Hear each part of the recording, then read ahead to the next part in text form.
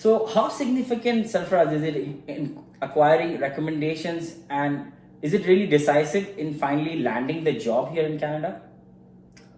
I would say yes. And yeah, so when you come here, you would really hear something that, referrals and recommendations are very important. Now, yes, it is. Now, how do you build that referrals or recommendations? You cannot, approach someone who you do not know and say that, oh, can you refer me somewhere, or can you recommend at a particular company? That would not work. As I said, you have to showcase yourself, you have to build your network, you have to assure them that you are fit for that particular job, and then ask for referral. Here I'm not talking about like your day-to-day small jobs, like I'm basically talking about the professional world. If you really want to get into any corporate world or any professional world, your recommendations and referrals should be after you showcase them that you are really the best fit for that role. And I myself, being interviewed for so many companies and organizations here, I had learned a lot, especially from those experiences, that what the particular employer is looking for and how well you fit into the job description. And based on that, when we are in the university, or let's say even after we finish, before we get into the real corporate job that we would aspire to get, we should enhance our skill set. Because I really believe, right, it becomes extremely important for you to land the job finally. Because somebody else, let's say, just being honest, and being quite transparent, somebody who has that edge over you, right, will definitely get the job over you, even after you being quite eligible for that role. So, Sarfraz, I also wanted to ask, right, what are the perks and advantages of building a career, let's say, working in universities or colleges, right, in this domain? So when you start studying here, you would also always, as you said, that you would like to get into a corporate world or some professional world. Now, as an international student, when you come here, your first focus is your permanent residence. A lot of international students would like to get into this corporate world just because they get that skilled type of work that will help them in their permanent residence. Yes, it is important, I do understand.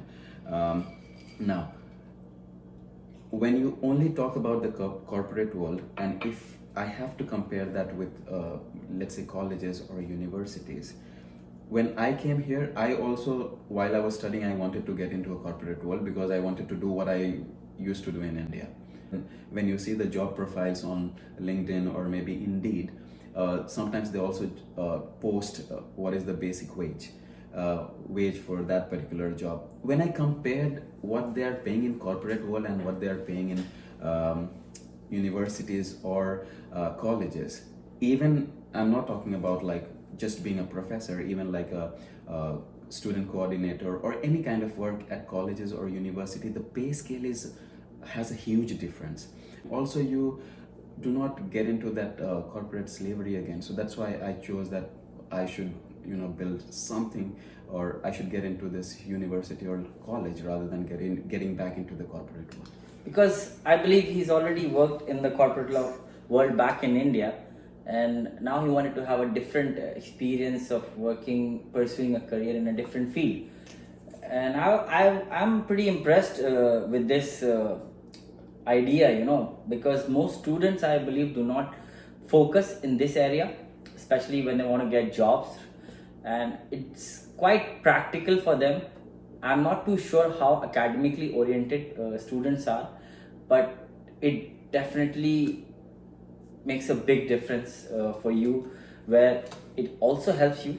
I would emphasize on this point too, that even if you want to get permanent residence, right, all the roles, usually I would say 90 to 95%, if you're working in the college or university, actually helps you in the tier 0, 1, 2 or 3 category, which is the requirement for express entry for the permanent residency. I would also like to know, Sarfraz, what's the best part you feel, like if you compare your job back as a quality assurance manager, and now you're using some of those knowledge transferable skills from the particular field that you were working in now in this profession as a professor.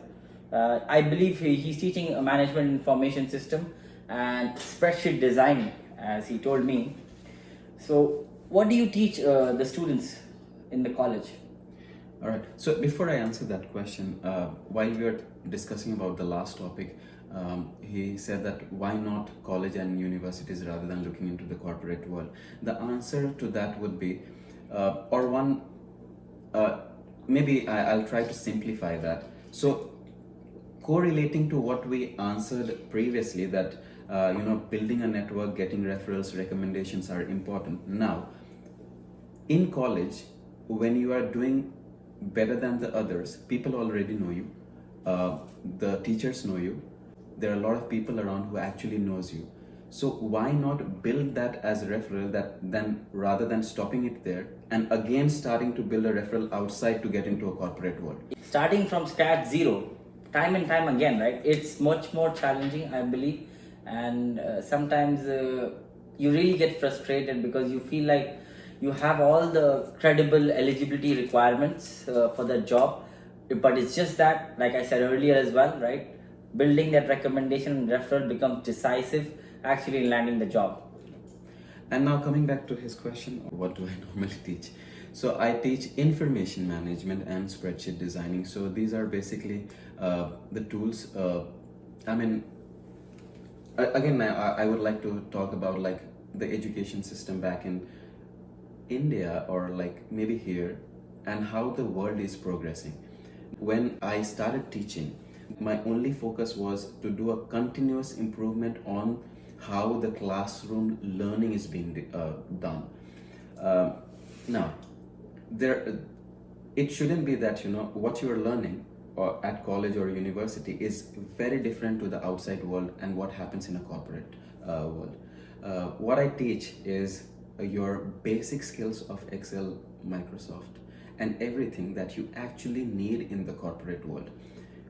Today in Canada, if you apply for any job, all the interviews, they would really ask you whether you know these subjects or not, or whether you know it. And these are your basic Microsoft Excel, your PowerPoint, your Word.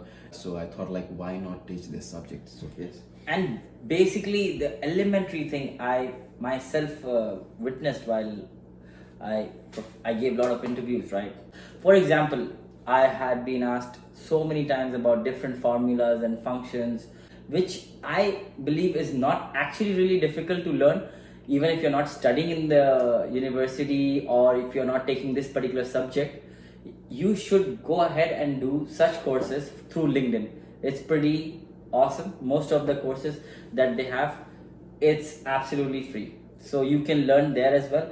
And definitely, if you have one such subject in your program, you should opt for it, right? Because you will see that this is one of the most practical subjects to learn, which you can actually incorporate in your daily professional life.